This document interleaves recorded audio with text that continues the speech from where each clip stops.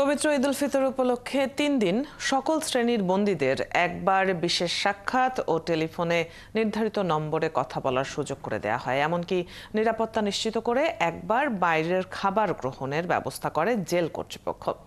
নারায়ণগঞ্জ জেলখানায় বন্দীদের ঈদ উদযাপনের খবর জানাতে যুক্ত হচ্ছেন সহকর্মী নিবিড় সাহা। নিবিড়, ঈদের ছুটিতে জেলে বন্দীদের জন্য কি কি বিশেষ ব্যবস্থা রাখা হয়েছে, এ নিয়ে বন্দী এবং তাদের স্বজনদের প্রতিক্রিয়া কি?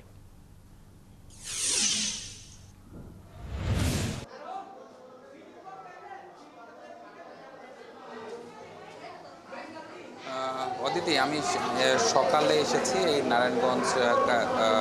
নারায়ণগঞ্জ কারাগারে এবং এই 10টার পর থেকে আমি যেমনটি চিত্র দেখেছি যে যারা বন্দীরা আছেন, বন্দীর যারা স্বজনরা আছেন, ঈদ উপলক্ষে কিন্তু তারা এই কারাগারে তারা বিশেষভাবে কিন্তু দেখা করার সুযোগ পাচ্ছেন তাদের যে স্বজনরা আছেন।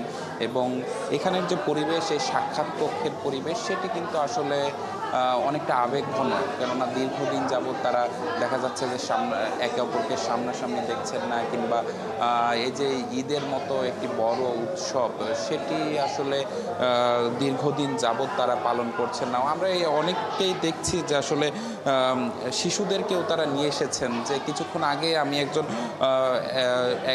একটি শিশুর মামার সাথে কথা বলছিলাম, তিনি তার ভাগ্নিকে নিয়ে এসেছেন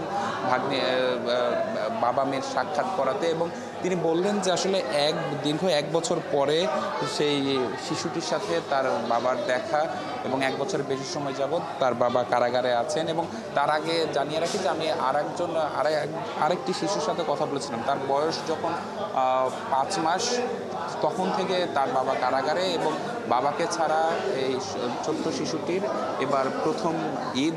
এবং পরিবারের স্বজনরা কিন্তু বলছেন যে আসলে এই জেল কর্তৃপক্ষের যে উদ্যোগ, সেই উদ্যোগকে কিন্তু তারা সাধুবাদ জানিয়েছেন। এবং এই উপলক্ষে কিন্তু 3 দিন, ঈদের দিন থেকে 3 দিন এই যে কয়েদিদের সাথে তাদের স্বজনরা যারা আছেন তারা কিন্তু বিশেষভাবে দেখা করার সুযোগ পান, এবং সেই যে দেখা করার সময় সেটি কিন্তু আসলে খানিকটা বেশি থাকে। এবং এই 3 দিনের ভেতরে আমি যেমনটি দেখেছি যে একদিন বিশেষ খাবার, অর্থাৎ কয়েকদের জন্য তাদের স্বজনরা যেসব খাবার রান্না করে নিয়ে আসেন বাড়ি থেকে, সেসব খাবার কিন্তু আসলে একদিন তারা খেতে পারেন। এছাড়া তারা টেলিফোনে কথা বলছেন, এবং সব কিছু মিলিয়ে কিন্তু আবেগঘন একটি পরিবেশ তৈরি হয়েছে। এবং আজকে যেমনটি দেখছি যে আসলে চাপ কিন্তু বেশ খানিকটা কম, এবং কারা কর্তৃপক্ষদের যারা আছেন, কারা কর্মকর্তারা যারা আছেন, তারা কিন্তু বলছেন যে আসলে গতকাল ঈদের দিন এই চাপটা কিন্তু আসলে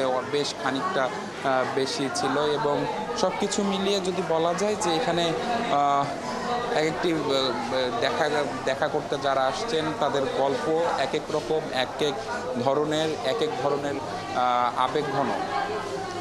তারা কিন্তু বলছেন যে আসলে এই যে তাদের নিবিড়, আপনার মাধ্যমে আমরা জানছিলাম নারায়ণগঞ্জ জেলখানায় বন্দীদের ঈদ উদযাপনের খবর।